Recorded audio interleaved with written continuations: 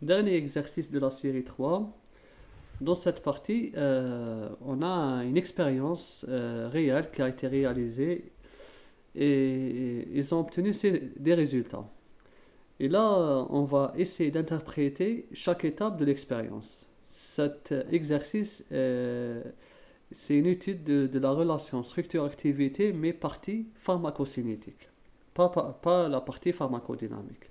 Donc cette partie, elle concerne une expérience réalisée pour étudier la relation structure-activité de la pharmacocinétique. Partie pharmacocinétique. On commence à lire. Donc là, on a un médicament sous forme d'ion carboxylate qui a montré une bonne activité contre sa cible durant des tests in vitro. In vitro, c'est pas dans un corps vivant, c'est sur la paillasse.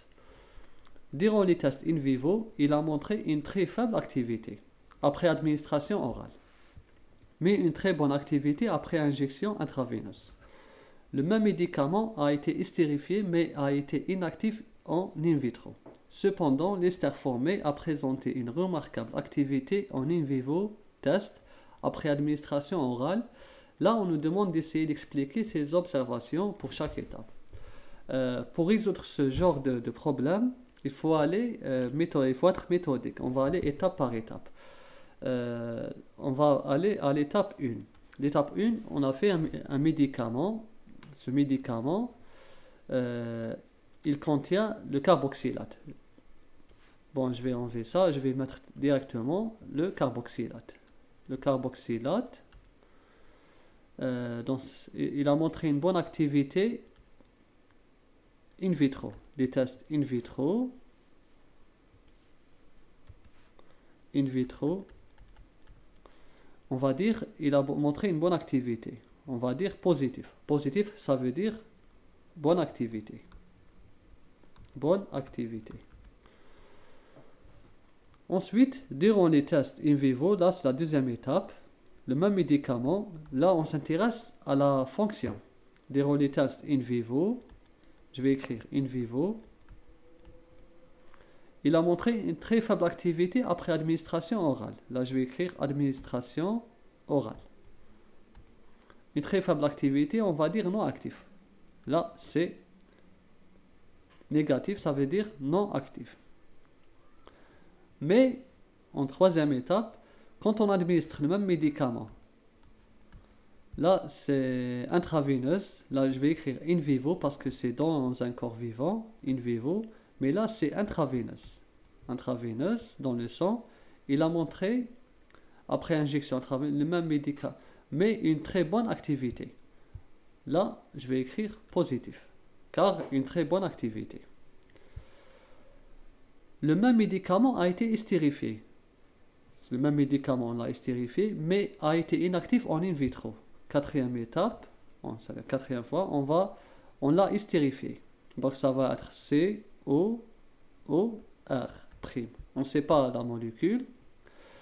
Il a été estérifié, mais a été inactif in vitro. Donc là, je vais écrire in vitro. À l'échelle paillasse, il a été inactif. Je vais écrire négatif. Comme ça, pour voir mieux. Cependant, l'ester formé a présenté une remarquable activité en in vivo test après administration orale. Le même médicament estérifié, COOR', en in vivo, bien sûr, administration orale, il a été remarquable. Je vais écrire double fois positif, car il a été très efficace. Donc là, on va essayer de comprendre chaque étape. Pourquoi ce médicament, c'est-à-dire montre cette on va dire, non-uniformité. C'est pas uniforme. C'est-à-dire, en principe, il est positif pour tout, mais non, à chaque fois qu'on modifie le mode d'administration ou bien la formule du médicament, là, il y a un changement. On va aller pas à pas. On commence par la première. Par la première, si in vitro, il est très actif. Donc là, on va essayer de déduire. Là, on va essayer de déduire de la première étape si le médicament est actif. D'accord. Et si la fonction ici, elle est ionique, c'est moins, là c'est ionique, c'est un ion. C'est un ion. Bon, là on peut ajouter un A+, on peut, rien ne nous empêche parce que c'est un ion. Qu'est-ce qu'on peut déduire? Déjà, il a réagi avec sa cible biologique. Le fait qu'il y a une bonne activité, c'est qu'il y a eu interaction avec la cible biologique. Il y a eu une interaction, ça veut dire la formation des complexes liés. Il y a eu formation des complexes. Qu'est-ce qu'on peut déduire? C'est la question qu'on doit se poser. Qu'est-ce qu'on peut déduire à partir du moment que la molécule active qui contient un carboxylate interagit avec une cible et on observe une activité? On peut déduire que la cible biologique, elle contient quoi? Essayez de réfléchir. Elle contient un site quoi? Voilà, ionique. On peut imaginer que la cible biologique, on va faire comme ça, la cible biologique, elle contient une partie positive.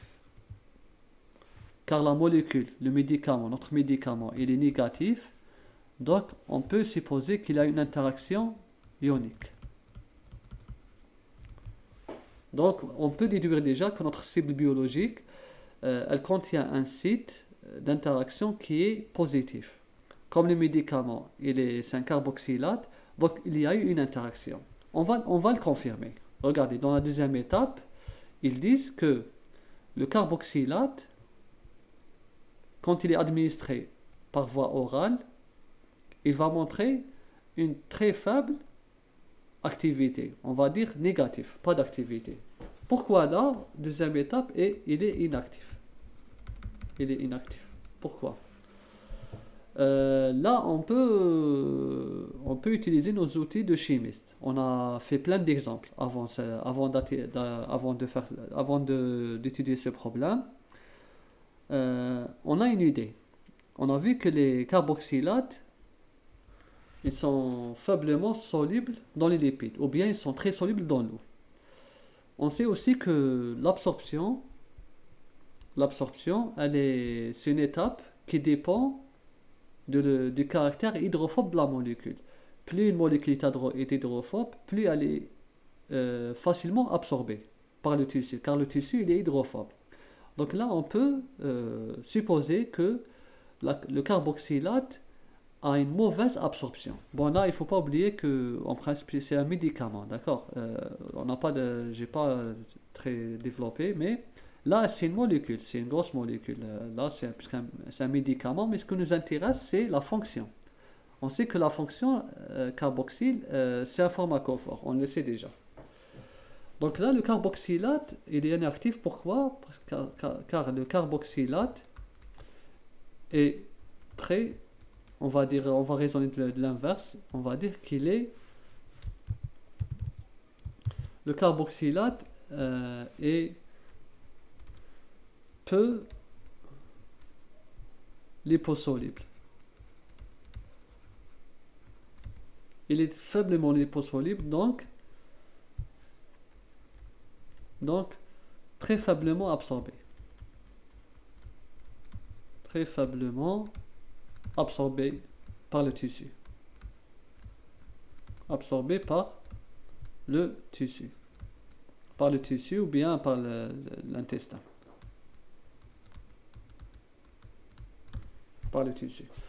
Les carboxylates, c'est des ions, c'est des molécules très hydrosolubles qui inversement ne peuvent pas s'absorber par le tissu, donc ils auront une mauvaise absorption, alors ils ne pourront pas atteindre leur cible biologique. Là, après administration orale. Là, une troisième expérience, on va dire troisième étape de notre expérience, le carboxylate a été injecté par intraveineuse. Il a été administré par voie intraveineuse. Donc, c'est un mode d'action in vivo. Et bizarrement, c'est positif. Pourquoi là c'est négatif et là c'est positif? Donc on confirme ce qu'on a proposé. Quand on injecte le médicament directement dans le sang, le sang, on a dit que c'est quoi? Il contient du plasma. Plasma à environ 55%. Et le plasma, c'est environ 92% eau.